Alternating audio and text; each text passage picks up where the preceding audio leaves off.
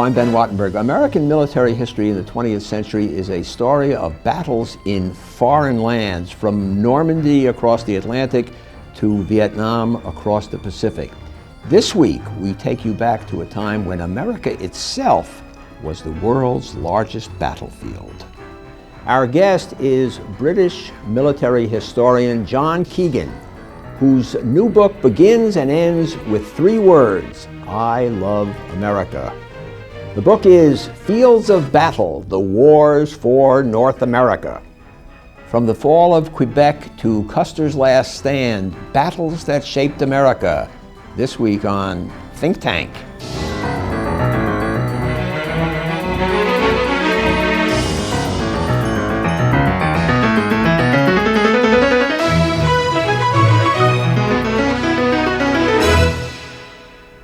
Joining us today is John Keegan. He taught military history at Sandhurst, Britain's equivalent of West Point. He is now the defense correspondent for the Daily Telegraph in London and author of many books, including The Face of Battle, A History of Warfare, and 6 Armies in Normandy. His latest book is Fields of Battle, The Wars for North America.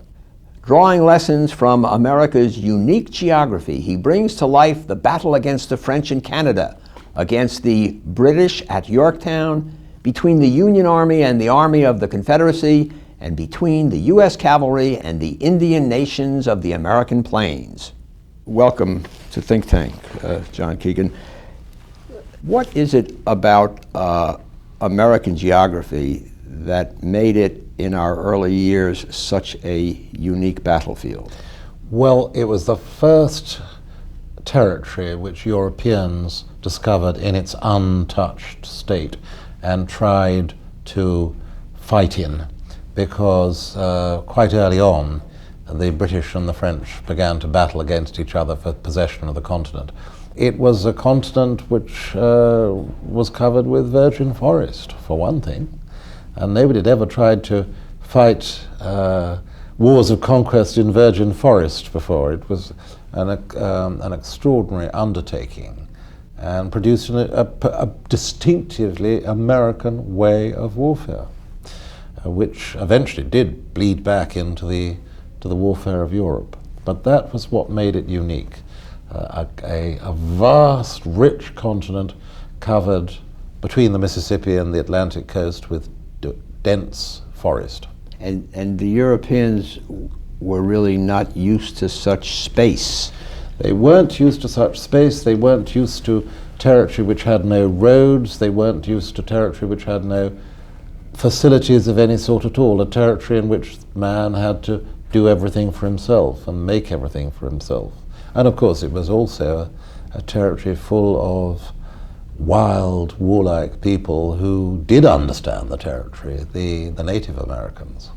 All right, let's talk about the first one of the wars you deal with that we here grow up calling the French-Indian War.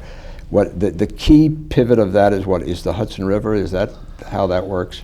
And tell us about that the interconnection between the Hudson River, the St. Lawrence, the Great Lakes, and the Mississippi. That was really it. The French, starting at the beginning of the 17th century, had achieved an extraordinarily advantageous position by the end of the 17th century. They controlled a continuous water route from the Atlantic down the St. Lawrence through the Great Lakes, and so overland, but only quickly overland, to the Mississippi and on down to the Gulf of Mexico. So they really had a water highway around America. They had a water highway, and what's more, they decided, and that was the government at home in France, Louis XIV, they decided that this was going to be the control line. They would fortify it, they would engage the Indians in alliances, and this would be the line which would prevent the English speakers getting into the interior. And it was a very successful policy. Unfortunately, the French had a fatal disadvantage. They had insufficient numbers. the ordinary French would not emigrate, whereas the English emigrated in vast numbers. The French wouldn't come. Why was that? Very difficult to explain. I've found no good explanation for it, because the French government encouraged people to come. Indeed, it actually forced people to come sometimes. But the French would not come with the willingness that the English came, and the Scots, and the Irish. And then, of course, even during the 18th century, other nationalities too were already coming. Germans were coming. But anyhow, the facts of the matter are that by 1750 there were 1 million English speakers crowded into the coastal strip between the Appalachians and the Atlantic, but spread over that great arc from the St. Lawrence to the Gulf of Mexico, there were only 50,000 French. Mm-hmm. There was a geographic aspect to this and a demographic aspect to this, the intermixture. The French had the geographic advantage. The French had everything going for them geographically. The British had much more going for them demographically. And it was a question in the end of whether geographic advantages were going to prevail over demographic advantages. So where did this warfare actually take place? Maybe you could just sort of chronologically go through who fought who. Sure. Well, in the French-Indian War, the 7 Years' War. The 7 years are which years? 1756 to 63. Okay. The key events take place first at Louisbourg, at the mouth of the St. Lawrence, which was supposed to be a French Gibraltar, or a French Bataan, if you like, a strong point which would ensure the British couldn't get down the St. Lawrence. Unfortunately, despite a heroic defense by the French and the remarkable wife of the French garrison commander, the British took Louisbourg, and then they could get down the St. Lawrence to Quebec. Now, there was fighting beyond Quebec in the Great Lakes, but the key episode took place in 1759, when the French had to concentrate all the forces they had at Quebec, and the British had brought a great expeditionary force there to try and take it. It's a terrifically tough nut. Anybody who goes to the old city of Quebec and looks up at this castle on the heights will see what a wonderful position it is. But in the end, the British managed to find a way round, slip under the guns, get up behind the fort, get up onto the plains of Abraham, and tempt the French out to fight a battle. The Battle of the Plains of Abraham, which results in the death of Wolfe, the death of Montcalm, the two conflicting generals, and the death of French Canada. That's the end of it.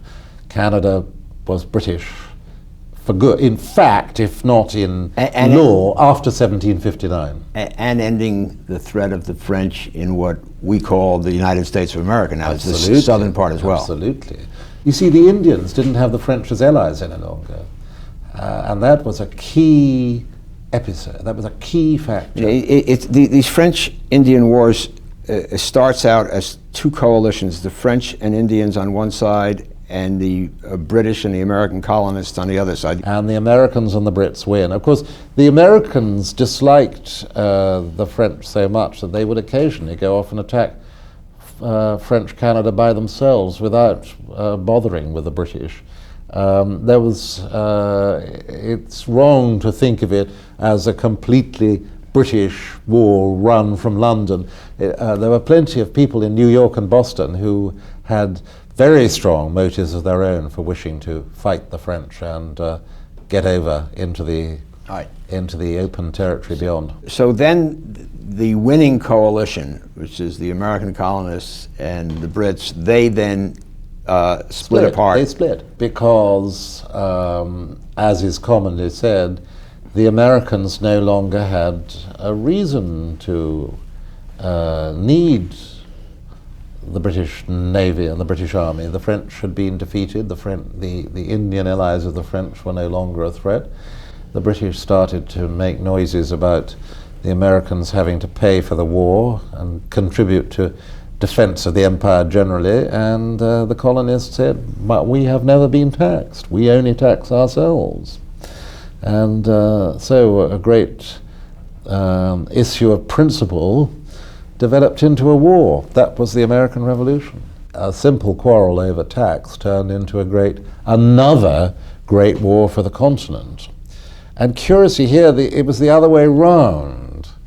The Americans had the geographical advantages, and the British, who had the skills and the weapons, never had quite enough troops or ships. I think that's the story of the War of the Revolution. I mean, we normally learn in that war that the American, sort of ragtag American army that Washington led, they were sort of the underdogs. What you are really saying, I sense, is that because of the nature of the terrain, yes, and that they were fighting at home, the Brits had an almost impossible task before them, notwithstanding.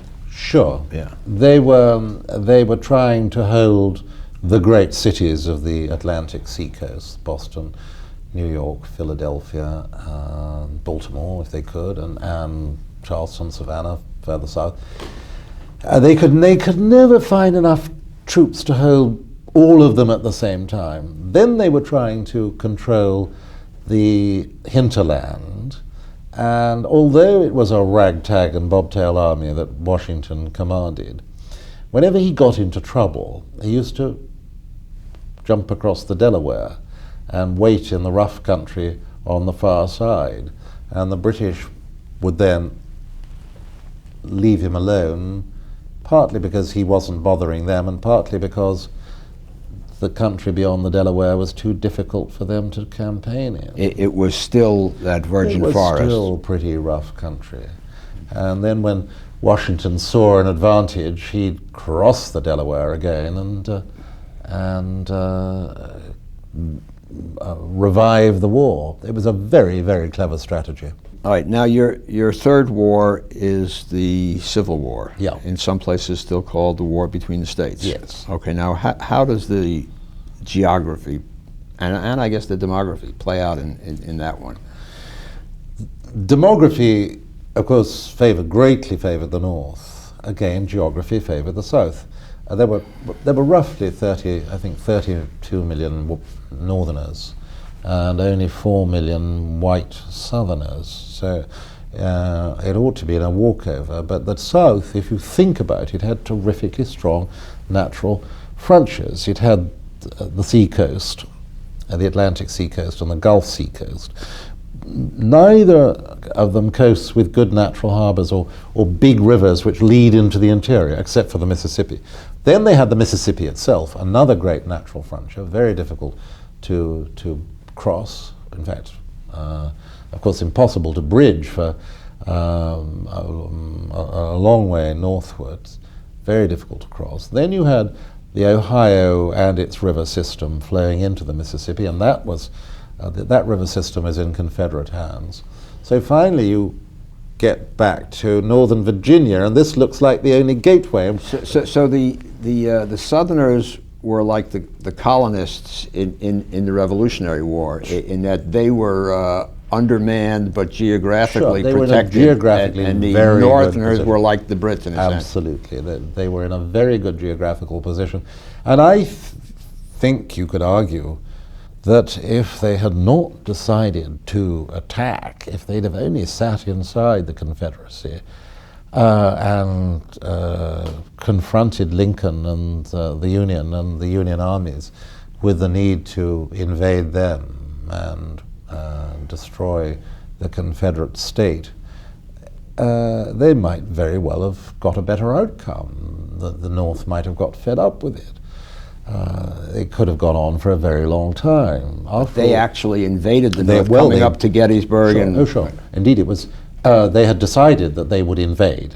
That it was that they were a fighting state. That it would be a dishonor if the soil of the Confederacy were violated by Union troops. So they had a deliberate policy of attacking into the North, which I think was their undoing. If only they just made the best of their natural defenses and sat it out, I'm not saying that No. the Confederacy would have been a permanency, but it would have had a longer life than it did. All right, and that leads us to your fourth war, which is the war against the Plains The Indians. Plains Indians, yes. Tell us about that. It's a very, of course, increasingly seen as a tragic episode, whereas when you and I were schoolboys, it was seen as a great adventure story in which the white men were the goodies and the Native Americans were the baddies. I think we've gone too far in seeing the tale as a tragedy, because the Native Americans wanted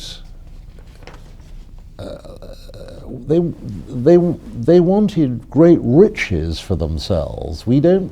It's not often represented in that way, but when Custer rode off to the Little Bighorn, he was dealing with Indians who had been offered territories the size of France or Spain for only a few thousand horse-riding nomads. Now you may say that it was Indian land anyhow, and what was the United States government doing offering Indians their own land? I think that you have an absolute impasse here. On the one hand, you have nomads leading a particular way of life who've been in possession of the territory perhaps for 12,000 years, although not as horsemen, of course. But and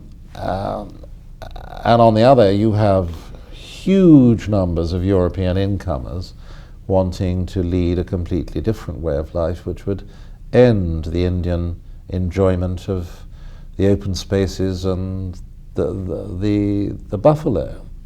And there is both, you can certainly represent the Europeans as being in the wrong, but I think you can equally represent the Native Americans as being selfish, because after all, the nomadic way of life has been described as the most enjoyable in the world.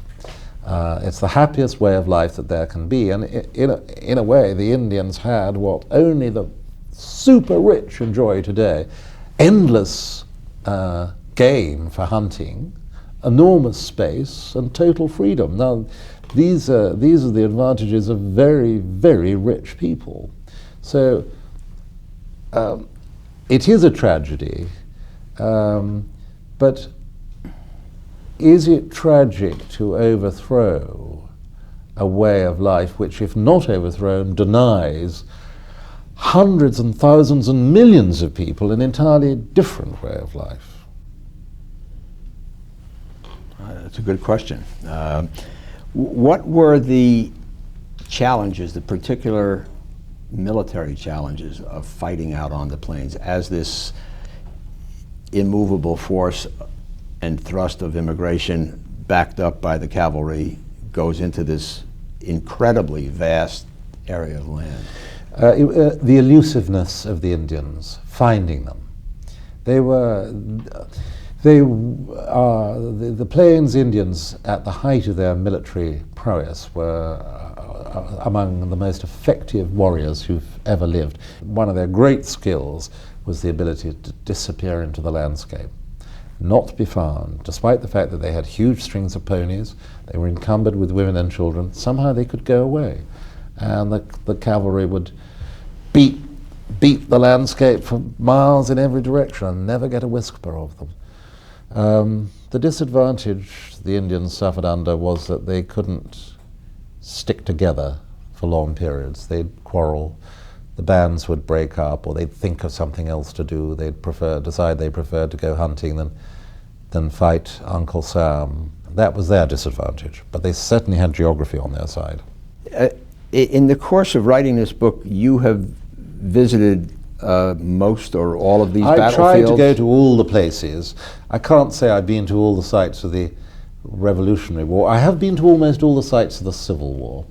And I made a great, long, special journey to the Little Bighorn to see Custer's last stand. What happens, just in my very few forays into looking at some of these battlefields, you end up seeing a shopping mall right in the middle of it, Sure. or a supermarket or whatever. Sure. I mean, can you still get any sense of it really today? I think you get a terrific sense. I'll tell you three places that come to mind.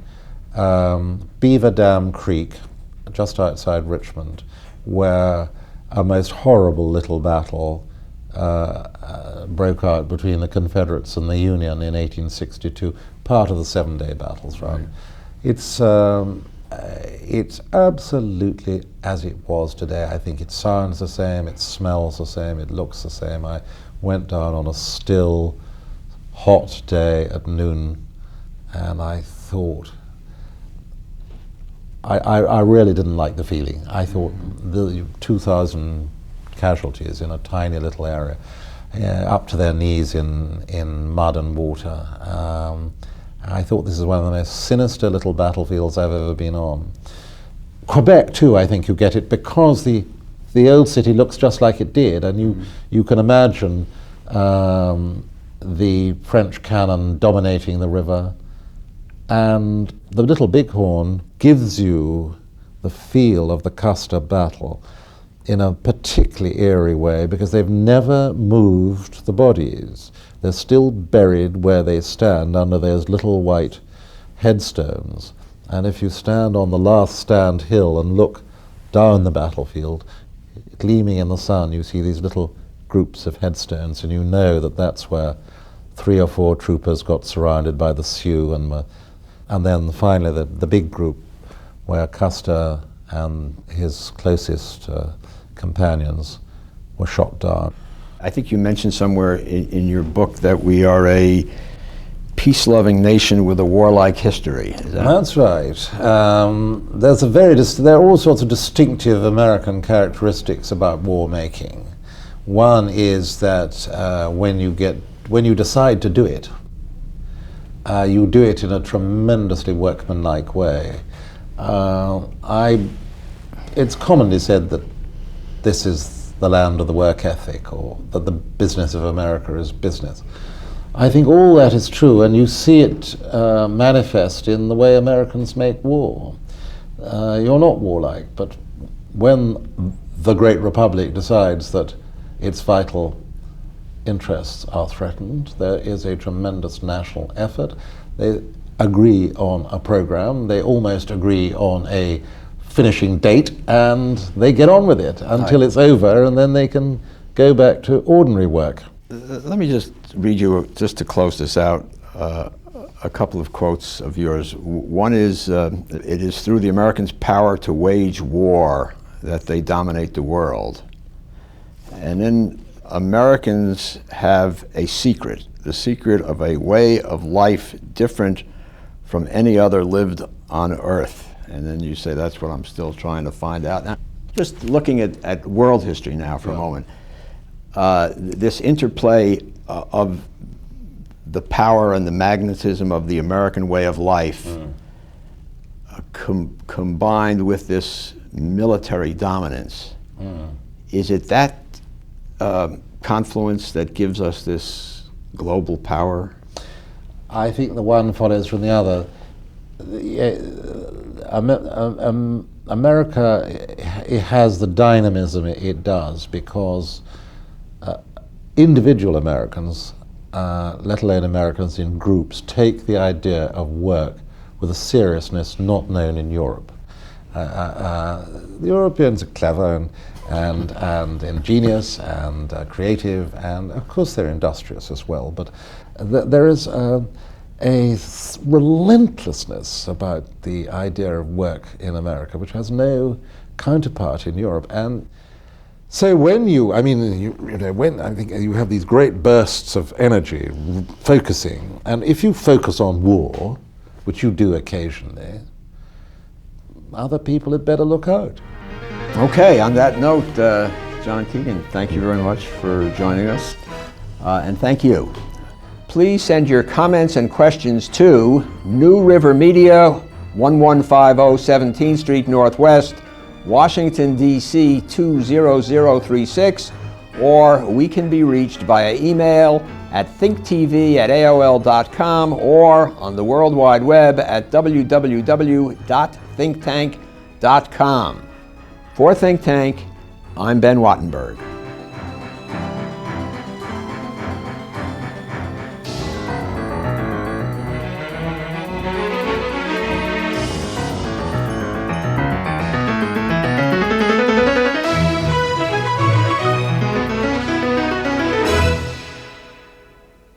This has been a production of BJW Incorporated in association with New River Media, which are solely responsible for its content.